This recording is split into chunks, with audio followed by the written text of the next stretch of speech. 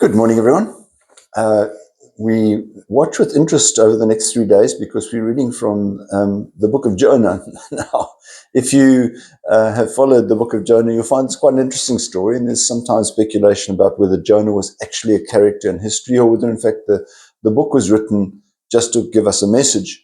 Nevertheless, it's worth having a look at, and in today's passage, we read the first section, and then tomorrow the rest, and then concludes on Wednesday.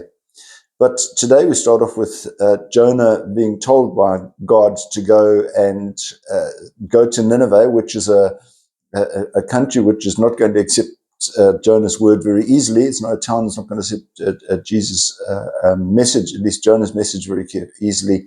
And so he is very reluctant to do that, and so he runs away.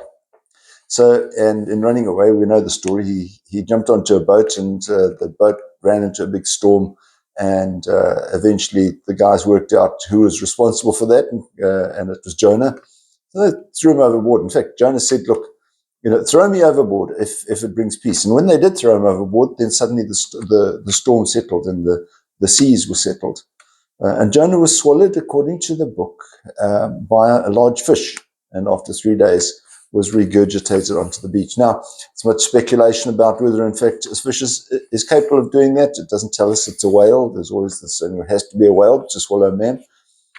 But, did it actually swallow Jonah? And how did he survive in the belly of a fish for 3 days? Well, once again, we're looking at biblical numbers. Is it real?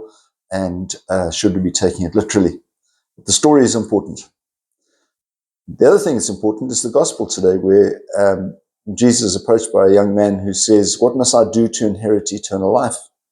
And Jesus says, "Well, what is the gospel? What do the writings say?" He says, "Well, I must love the Lord your God with all your heart, with all your mind, with all your strength." And that's essentially the teaching that Jesus came up with in his defense of the commandments. And he said, "Yes, you've answered correctly." But he said, "Then listen to this." And he told him the story of the Good Samaritan, saying, "Okay, you know the nuts and bolts of the story. You know what the proper answer is.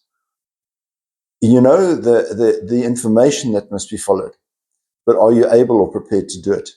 And that's why he gives him the story of the Good Samaritan, to say, it's fine saying that you believe that. It's fine for a good Catholic to say, "I believe in the Bible, that one, and I know the 10 Commandments," but do we put into practice?